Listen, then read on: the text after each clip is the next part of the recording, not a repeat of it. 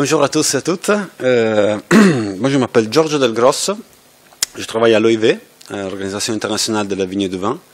Et aujourd'hui, ils m'ont demandé de préparer une petite présentation pour vous montrer un peu ce qu'on fait, nous, en termes de data et de digitalisation. Donc, je m'excuse parce que la présentation c'est en anglais, mais bon, je vais la présenter quand même en français. Voilà, donc, juste deux mots pour vous donner un peu de contexte, pour ceux qui connaissent pas trop bien l'OIV. Donc, l'OIV, c'est une organisation intergouvernementale avec 49 États membres. Et c'est un peu la référence scientifique et technique au niveau mondial. L'objectif principal de notre organisation, c'est de harmoniser tout ce qui sont les standards et pratiques liées à la production, consommation et commerce de vin. Mais en général, on a, disons, une fonction de promotion, de développement du secteur dans nos États membres. On fait ça en produisant des résolutions, qui sont en gros de soft law, donc des recommandations pour nos États membres. Et on peut compter sur un réseau de plus de 1000 experts répartis sur les 49 États membres. Donc, la façon qu'on a de travailler, c'est qu'on a un plan de travail qui doit répondre à des objectifs qui sont delinéés dans un plan stratégique. Donc, pour le plan stratégique 2020-2024, notre actuel directeur général a fortement insisté pour introduire un axe sur 6 complètement dédié à la transformation digitale du secteur et à faciliter la transformation digitale du secteur de la vigne et du vin. Donc, avec cet objectif en tête, on a développé un plan sur 3 ans, donc 2021, 2022, 2023, pour voilà, chercher d'améliorer un peu l'image de l'OIV en termes de référence mondiale, pour améliorer les services qu'on offre à nos États membres, encourager l'implémentation des solutions digitales pour le secteur, améliorer notre productivité interne et surtout améliorer tout ce qui est nos bases de données, nos méthodes de collecte de données et des analyses. Donc, ce plan est basé sur 4 piliers. On a un pilier qu'on appelait la plateforme digitale, disons, qui c'est un peu tous les outils internes qu'on a, donc un renouvellement de nos outils internes. Il y a une partie dédiée à nos bases de données. Un troisième pilier qui est qu'on appelle le Digital Garage, c'est en gros inclut tous les services un peu innovatifs que l'OIV offre au secteur de nos États membres. Et enfin, on a créé un observatoire pour monitorer un peu les nouvelles tendances et applications de solutions digitales dans le secteur. Donc, ces 4 piliers se déclinent en différents projets. Et aujourd'hui, le but, c'est un peu de vous montrer très vite, voilà, un peu une vision d'ensemble de ce projet. Donc,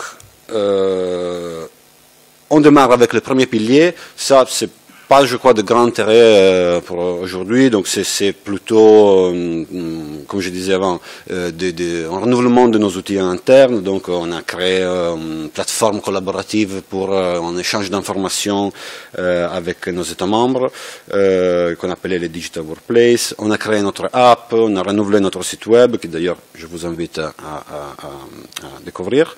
On est en train de digitaliser toute notre bibliothèque et nos archives qui seront bientôt intégrées à notre site web et donc il y aura une sorte de bibliothèque digitale bientôt à disposition. Ce qui est peut-être plus intéressant, c'est le deuxième bloc qui concerne nos bases de données. Actuellement, on a 3 bases de données à l'OIV, une que je gère, que mon département gère, qui est la base de données de statistiques sectorielles. On a ainsi une base de données sur les cépages, surtout sur les noms et synonymes de cépages. Et enfin, on a une base de données dédiée aux IGAO. Donc, pour ces 3 bases de données, on a cherché d'améliorer, disons, sur deux dimensions. La dimension de la collecte de données, donc on est passé dans un système de change de fichiers Excel via mail, qui était un peu, voilà, pas super efficace. Et donc là, on a développé un système de questionnaire en ligne directement intégré dans notre base de données, ce qui permet d'automatiser pas mal de tâches et aussi de sécuriser l'échange d'informations. Le deuxième aspect sur lequel on s'est concentré, c'était celle de la visualisation des données. Donc on a cherché de rendre un peu plus ludique la recherche et voilà, tout ce qui concerne la consultation de ces bases. Ça, on l'a fait en 2021-2022. En 2023, on est en train, il y a un groupe de travail maintenant, et je crois que Thierry Lacombe en fait partie aussi. Ouais. Et on est en train de voir, on est en train de développer, disons, une nouvelle base de données ampélographique qui sera, disons, liée à la base de cépages, des noms et synonymes de cépages. Donc cette base de données aura donc toutes les caractéristiques morphologiques, génétiques et les aptitudes agronomiques et œnologiques des différents cépages. Et voilà, là on est encore à un stade un peu primordial, mais on espère dans le deuxième semestre 2023 de pouvoir mettre en place cette base de données. Donc le troisième pilier, c'est ce qu'on appelait le Digital Garage. Donc c'est relatif à tous ceux qui sont des services un peu innovatifs pour le secteur. Donc là, je vais vous montrer une par une les 4 initiatives sur lesquelles on est en train de travailler.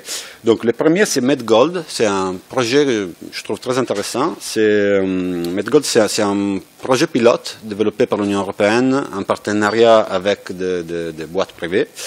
Et en gros, c'est un outil de gestion des risques climatiques pour les viticulteurs, mais pas que.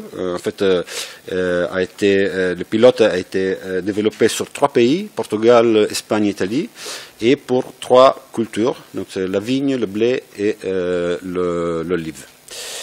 Et donc c'est basé sur des données qui viennent de Copernicus, c'est un peu la NASA européenne, et il transforme ces données en une série d'indicateurs assez simples pour la prise de décision en viticulture dans le cas de la vigne. Donc là, je ne peux pas aller trop dans les détails. Donc si vous êtes intéressé à découvrir un peu plus l'outil, vous voyez là le site web.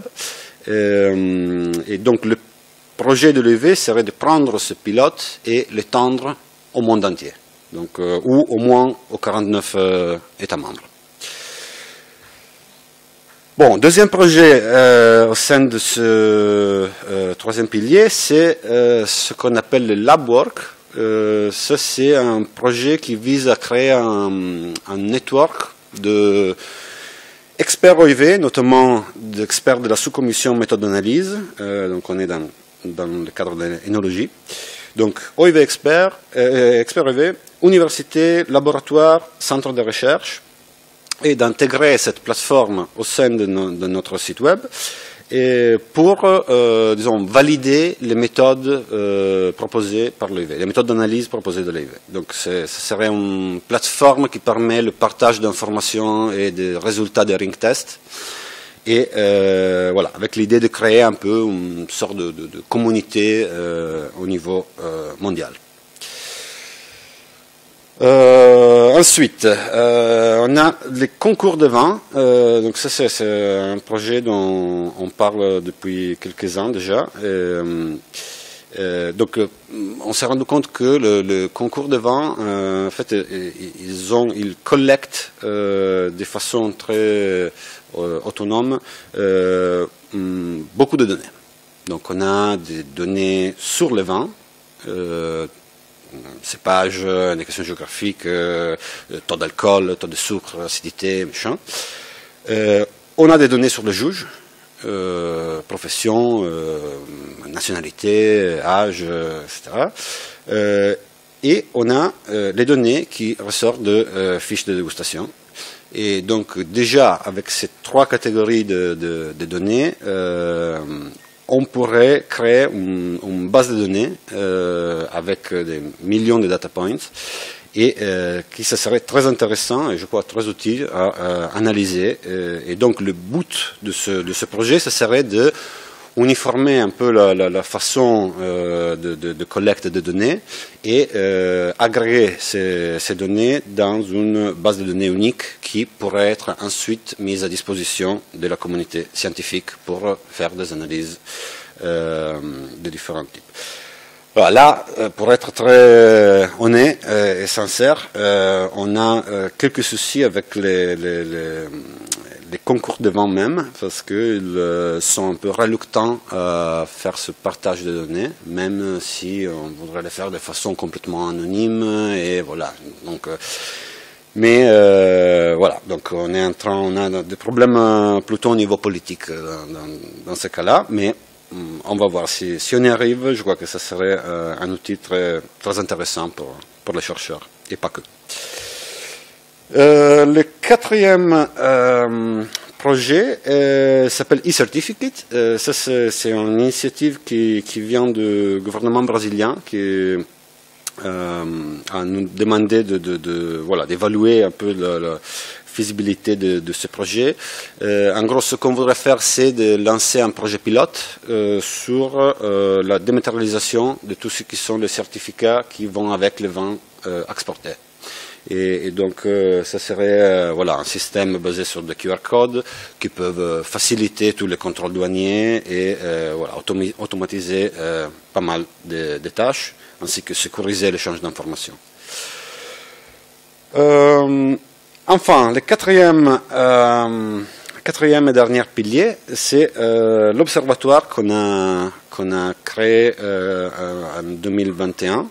Donc, en 2021, on a démarré avec le développement d'un rapport assez, disons, généraliste, qui est adressé à un public assez vaste et généraliste, pour montrer un peu quel est le potentiel de nouvelles technologies appliquées à la VT, à l'énologie, mais aussi à d'autres stades de la chaîne de valeur.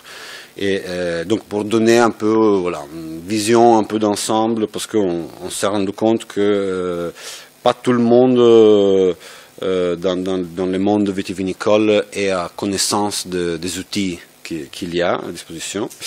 Et donc donc on a développé ce rapport tout simple avec en termes de méthodologie, on a lancé une enquête à nos États membres. Et sur un peu l'impact de la transformation digitale du secteur, la maturity degree, etc. Et on s'est rendu compte qu'il y a quand même beaucoup d'hétérogénéité dans nos États membres. Et aussi, on a complémenté ça avec des entretiens one-to-one avec 21 experts au niveau mondial sur différentes technologies qui peuvent être de Internet of Things, robotique, satellite, images satellitaires, etc. Donc, on a fait ça en 2021. On a publié, on a disons diffusé les résultats dans un symposium en ligne. Et en 2022, on a participé, autant que secrétariat, à pas mal de conférences et de tables rondes organisées par beaucoup d'organisations intergouvernementales. On s'est rendu compte que dans cette époque, il y a presque tous les organismes intergouvernementaux qui s'occupent de cette thématique. Et donc, on est allé à l'FAO, à l'OCDE et dans d'autres agences de l'ONU pour voir un peu quels sont les principaux défis de cette transformation digitale, liée surtout à l'agriculture. Et donc, je voudrais terminer mon présentation en vous signalant que cette année, il y aura le 44e congrès de la vigne et du vin, qui sera à Cadiz, en Espagne, du 5 au 9 juin. Et cette année, donc chaque congrès, il y a une thématique principale dans chaque congrès. Cette année, ça sera sur data et digitalisation dans les dans les quatre commissions de l'OIV. Donc, pour ce qui est viticulture, la thématique principale, ça sera Big Data et intelligence artificielle pour faire face aux défis du changement climatique. La deuxième session sera énologie, et donc ce sera tout ce qui est nouvelles technologies et innovations appliquées au processus de vinification. Et pour les sessions 3 et 4, qui sont donc économie et droit et santé et sécurité alimentaire, on aura le focus sera plutôt sur outils de traçabilité et information pour le consommateur. Donc, je vous invite, si vous êtes intéressé ou si vous connaissez quelqu'un qui a récemment publié un article sur ces sujets, à envoyer sur le site OIV, il y a une plateforme dédiée au congrès et vous pouvez soumettre votre abstract. Vous avez le temps jusqu'au 13 février. Et voilà, donc moi je termine ici. Merci pour votre attention.